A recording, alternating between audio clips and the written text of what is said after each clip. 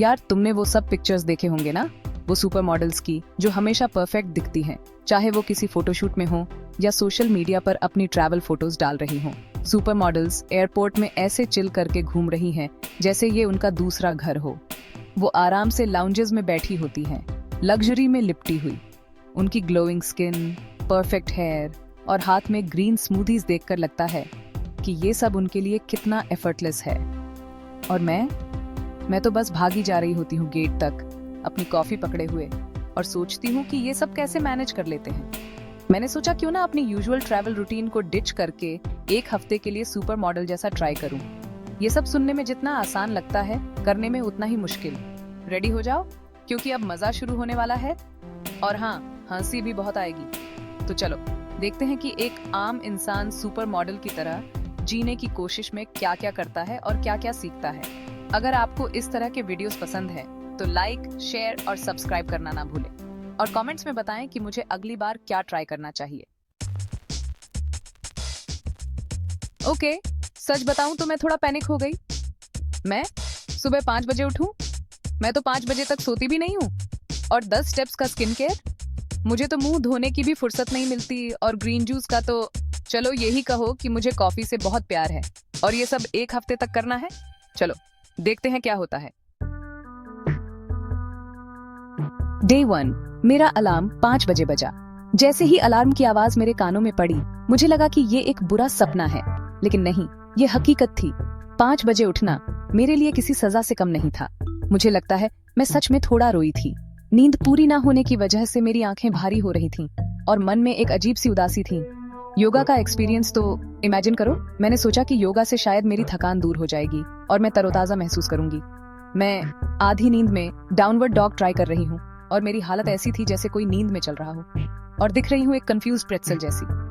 मेरी बॉडी के हर हिस्से में खिंचाव हो रहा था और मैं समझ नहीं पा रही थी कि ये योगा है या कोई सर्कस का करतब। फिर आया 10 स्टेप्स स्किन केयर रूटीन का नंबर। Serums, essences, masks. मैंने सोचा कि चलो स्किन केयर तो कर ही लेते हैं। ऐसा लग रहा था मेरे चेहरे पे साइंस एक्सपेरिमेंट चल रहा है। हर प्रोडक्ट को लगाने के बाद मुझे लगता था कि अब मेरी स्किन चमक उठेगी। जब तक ये सब खत्म हुआ, मेरी स्किन तो बहुत अमेजिंग फील कर रही थी, जैसे किसी ने जादू कर दिया हो। लेकिन मैं बहुत लेट भी हो चुकी थी। घड़ी की तरफ देखा तो दिल धक से रह गया। सुपर मॉडल्स अपना दिन ग्रीन स्मूदीज और एवोकाडो टोस्ट से स्टार्ट करती हैं। मैंने भी सोचा कि आज कुछ हेल्दी खाया जाए, और मैंने तो पैनकेक्स का ढेर खा लिया। हेल्दी खाने का ख्याल तो जैसे उड़न छू हो गया। अरे यार, कुछ तो एनर्जी चाहिए होती है ना। बिना एनर्जी के दिन की शुरुआत कैसे हो सकती है। अब तक तो मुझे यकीन हो गया था कि सुपर मॉडल्स असल में फ्यूचर से भेजे गए रोबोट्स हैं। उनकी दिनचर्या और मेरी दिनचर्या में जमीन आसमान का फर्क था। मेरे कमरे की हालत देखकर तो ऐसा लग रहा था जैसे कोई तूफान आया हो। कपड़े इधर उधर बिखरे हुए थे और मैं सोच रही थी कि ये सब कब और कैसे साफ होगा। मैंने सोचा कि चलो थोड़ा सा सफाई कर लेते हैं। लेकिन जैसे ही मैंने कपड़े उठाने शुरू किए, मुझे लगा कि ये काम तो कभी खत्म ही नहीं होगा।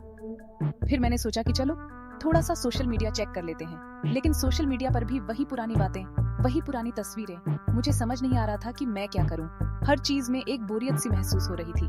मेरी टू डू लिस्ट देखकर तो ऐसा लग रहा था जैसे कोई पहाड़ चढ़ना हो। इतने सारे काम और इतना कम समय। मैंने गहरी सांस ली और सोचा कि चलो एक एक करके सब काम निपटा लेते हैं। आखिरकार दिन की शुरुआत चाहे जैसी भी हो, उसे बेहतर बनाने की कोशिश तो की ही जा सकती है। और इसी सोच के साथ मैंने अपने दिन की शुरुआत की। चाहे जैसे भी हो, हर दिन एक नई उम्मीद और एक नया मौका लेकर आता है। Day 2, airport day. मैंने अपने यूजुअल कंफी स्वेट्स की जगह एक शीक आउटफिट पहना। मैंने वो फैंसी ट्रैवल नेक पिलोज भी खरीदा। हाँ, वो वाला जो आपके प्लेन टिकट से भी ज्यादा महंगा होता है।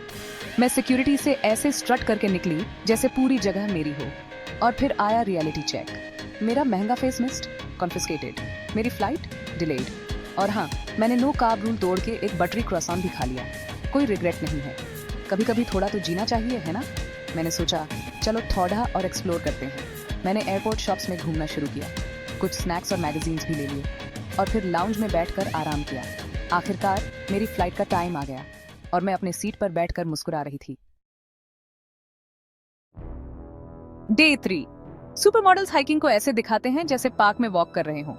मेरा एक्सपीरियंस बस इतना समझो कि बहुत पसीना बहा, थोड़े आंसू निकले और मेरे मुंह से कुछ अजीब सी आवाजें भी निकली। जैसे तैसे मैं ट्रेल कर रही थी और तभी कुछ एल्डरली हाइकर्स मेरे पास से ऐसे भागे जैसे मैं खड़ी ही हूँ। उनमें से एक ने तो मुस्कुराते हुए मुझे बोला कि व्यू एंजॉय करो। चलो यही कहो कि ये एक ऐसा एक्सपीरियंस था जो सिर्फ मेरी विलन ओरिजिन स्टोरी ही हो सकती है। और हाँ, ये सब करते हुए मैंने सोचा कि शायद मैं कभी भी सुपर मॉडल नहीं बन पाऊंगी, लेकिन एक बात तो तय है, ये हाइक मुझे हमेशा याद रहेगी। ये एक ऐसा एडवेंचर था जो मैं कभी नहीं भूल सकती। और आखिर में जब मैंने ऊपर से व्यू देखा तो मुझे लगा कि शायद ये सब वर्थ था। डे 4, पेरिस, प्यार का शहर, रोशनी का शहर और क्रॉissants का शहर। कल्पना कीजिए कि आप सुबह सूर्योदय के सुनहरे रंग में नहाए हुए एफिल टावर, धीरे धीरे सड़कों पर जीवन की रौनक तथा हवा में फैलती ताजा पके हुए क्रोइसेंट की सुगंध के साथ जागे। इतने सारे क्रॉissants, हर बेकरी की डिस्प्ले विंडो में क्रॉissants की भरमार थी और हर एक क्रॉissant दूसरे से ज्यादा टेम्पटिंग लग रहा था। मैंने डिसाइड किया था कि मैं अपने स्ट्रिक्ट मील प्लान पर स्टिक करूंगी। लेकिन क्या आप जानते हैं कि पेरिस में ये कितना मुश्किल है? लेकिन पेरिस एक ऐसा शहर है जो आपके सेंसेस को बहकाता है, खासकर आपके टेस्ट बड्स को।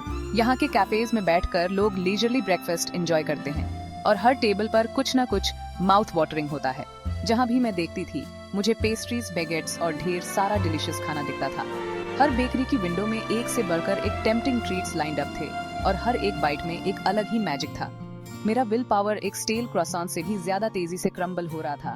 मैं हर बार खुद को समझाती कि मुझे अपने मील प्लान पर स्टिक रहना है, लेकिन हर बार वो टेम्पटिंग अरोमा मुझे अपनी ओर खींच ही लेता था। मुझे गर्व नहीं है इस बात पर, लेकिन हाँ, मैंने चोरी छुपे एक आलू या शायद 5 खा लिए थे। मजबूरी थी यार। पेरिस में रहकर खुद को इन डेलिकेसीज से दूर रखना प्रैक्टिकली इम्पॉसिबल है, और यही तो इस शहर की खासियत है। ये आपको जीने का एक नया तरीका सिखाता है, एक ऐसा तरीका जिसमें हर बाइट का मजा लिया जाता है। यहाँ के लोग खाने को सिर्फ पेट भरने का जरिया नहीं मानते, बल्कि ये उनके कल्चर का एक अहम हिस्सा है। हर मील एक सेलिब्रेशन है, एक मौका है अपने लव्ड वंस के साथ क्वालिटी टाइम स्पेंड करने का। और यही बात मुझे पेरिस के फूड कल्चर से सबसे ज्यादा कनेक्ट करती है। तो चाहे वो एक सिंपल क्रॉissant हो या एक इलैबोरेट फ्रेंच डिश, पेरिस में हर बाइट एक एक्सपीरियंस है, एक मेमोरी है जो हमेशा के लिए आपके दिल में बस जाती है। और यही वजह है कि मैं इस शहर से और इसके खाने से इतना प्यार करती हूँ। डे 5, रूल नंबर 7, 8 घंटे की नींद लो। सुनने में तो बहुत आसान लगता है ना? नहीं यार, बिल्कुल नहीं। मैं एक हॉस्टल में ठहरी हुई थी, बजट ट्रैवल जानू, और वहां इतना शोर होता था कि क्या बताऊं। मैंने सब ट्राई किया, ear plugs, sleep mask, melatonin gummies, कुछ काम नहीं आया। सुबह 3 बजे फायर अलार्म बज गया। मुझे लगता है उस एक रात में ही मैं 10 साल बूढ़ी हो गई। दिन में भी सोने की कोशिश की, लेकिन वो भी मुमकिन नहीं था। नींद की कमी ने मुझे इतना थका दिया कि मुझे हर वक्त कॉफी पीनी पड़ी। लेकिन आखिरकार एक अच्छी नींद के बाद सब कुछ ठीक लगने लगा। डे 6, छठे दिन तक तो मैं पूरी तरह से थक चुकी थी। मैं regularly 10 step skin care routine follow कर रही थी, ढेर सारा पानी पी रही थी, लेकिन फिर भी मेरा सुपर मॉडल वाला ग्लो अप कहाँ था? मुझे तो अब लग रहा था कि ये सब बेकार की बातें हैं। या हो सकता है सुपर मॉडल्स में कोई मैजिकल जीन होता है जिसकी वजह से वो स्ट्रेस और फैटीग से बचे रहते हैं। मैंने सोचा कि शायद मुझे कुछ और ट्राई करना चाहिए, जैसे मेडिटेशन या योगा। शायद इससे मुझे वो ग्लो अप मिल जाए जो मैं चाहती हूँ। अब मैं और भी डेडिकेटेड होकर इस रूटीन को फॉलो करने वाली थी, ताकि मैं भी सुपर मॉडल जैसा फील कर सकूं। Day 7, photoshoot day. आज वो बड़ा दिन है। सुपर मॉडल का फोटोशूट फाइनली आ गया। दिन की शुरुआत मेकअप आर्टिस्ट और स्टाइलिस्ट की टीम अपने जादू से करती है। लोकेशन एक कमाल का बीच है, गोल्डन सैंड और क्रिस्टल क्लियर पानी वाला। मैं एक के बाद एक पोज देती हूँ, बड़े आराम से परफेक्ट शॉट देती हूँ। फोटोग्राफर रिजल्ट से खुश है और पूरी टीम सक्सेसफुल शूट सेलिब्रेट करती है।